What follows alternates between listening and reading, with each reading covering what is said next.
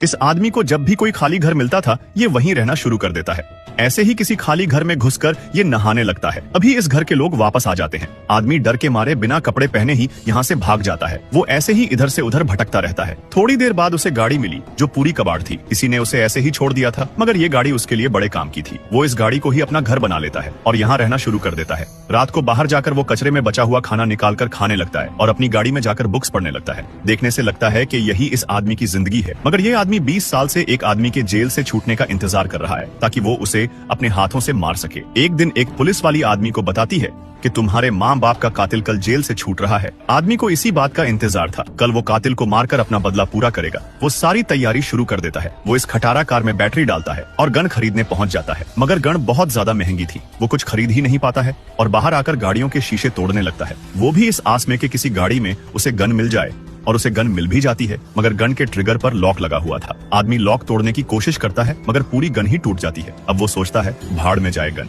अब मैं उसे अपने हाथों से ही मारूंगा। इसके बाद वो उसी जेल के बाहर जाकर इंतजार करने लगता है जहाँ से कातिल छूटने वाला है। कातिल जेल से बाहर आता है। उसकी फैमिली उसे लेने आई थी। सब लोग उसके गले लग रहे थे। ये देखकर आदमी रोने लगता है। ये सोच कर के जिसने उसके माँ बाप को उससे छीन लिया वो अब एक खुशहाल जिंदगी जिएगा। कातिल का परिवार रास्ते में पार्टी करने के लिए एक बार में रुक जाते हैं। तब आदमी भी पीछे के रास्ते से घुसकर टॉयलेट में जाकर छुप जाता है। जैसे ही कातिल टॉयलेट में आता है वैसे ही आदमी बाहर निकलकर उसके चाकू मार देता है, मगर कातिल मरता नहीं है। वो आदमी को पीटने लगता है, मगर आदमी हार नहीं मानता है और कातिल के माथे पर चाकू मार देता है। कातिल अब अपनी आखिरी सांसें ले रहा था। आदमी किसी के यहाँ आने से पहले यहाँ से भाग जाता है और अपनी कार में आकर बैठ जाता है, मगर वो अपनी कार की चाबी वहीं बॉडी के पास भूल आया था। यहाँ से भागने के लिए वो कातिल की ही गाड़ी चोरी कर लेता है। थोड़ी दूर जाते ही उसे एहसास होता है कि गाड़ी के पीछे कोई है। गाड़ी रोकने पर एक लड़का बाहर निकलता है और पूछता है तुमने उसे क्यों मारा? तब आदमी कहता है उसने मेरे पेरेंट्स का खून किया था, उसने मुझसे मेरे माँ बाप को छीन लिया था। लड़का वहाँ से भाग जाता है और आदमी ये देखकर सोचने लगता है कहीं ये आदमी असली कातिल नहीं हुआ तो क्या पता